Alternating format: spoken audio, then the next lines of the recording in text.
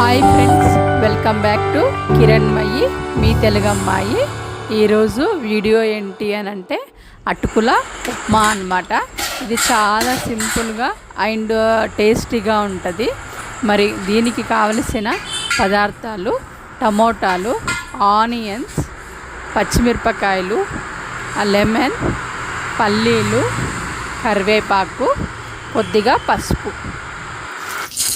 ముందుగా బాండిల్ పెట్టుకొని దాంట్లో మనం ఆయిల్ వేసుకొని జీలకర్ర, ఆవాలు, తర్వాత పల్లీలు వేసుకొని ఒక 2 మినిట్స్ మీడియం ఫ్లేమ్లో ఫ్రై చేసుకోవాలి. తర్వాత దీంట్లోకి మనం కొన్ని పచ్చిమిరపకాయలు వేసుకొని అది కూడా ఫ్రై చేసుకోవాలి.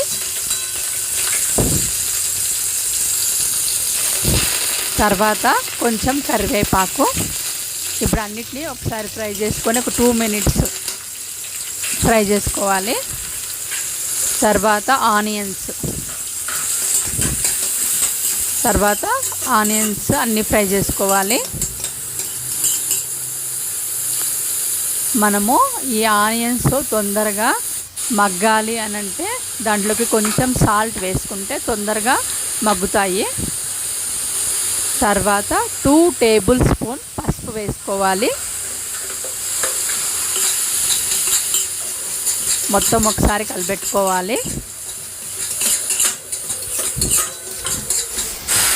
ఈ ఆనియన్స్ అన్నీ దగ్గరికి అయ్యి గోల్డెన్ కలర్ వచ్చేంత వరకు మనం ఫ్రై చేసుకోవాలి. Minimum 5 to 10 minutes. తర్వాత దీంట్లోకి మనము టమోటాలు వేసుకోవాలి. ఇప్పుడు అన్నీ ఒకసారి కలిపెట్టుకోవాలి.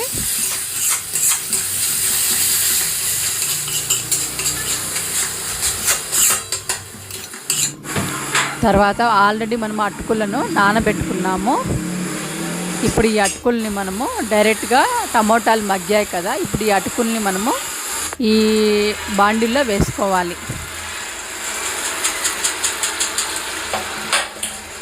వేసుకొని మనమంతా ఒకసారి కలిపెట్టుకోవాలి.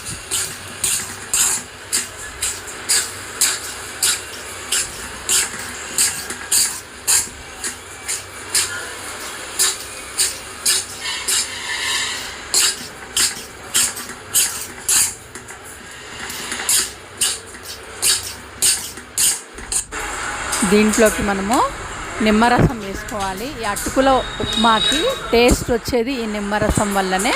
సో ఇది అటుకుల ఉప్మాకి టిప్ అన్నమాట. ఖచ్చితంగా నిమ్మరసం వేసుకోవాలి.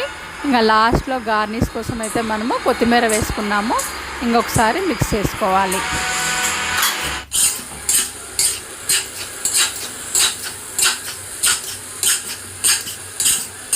దీన్ని మనము ఫ్రైడ్ రైస్ లాగా కొంచెం మంట ఎక్కువ పెట్టుకొని మనం కొంచెం సేపు ఫ్రై చేసుకొని తర్వాత మీడియం ఫ్లేమ్లో పెట్టుకోవాలి.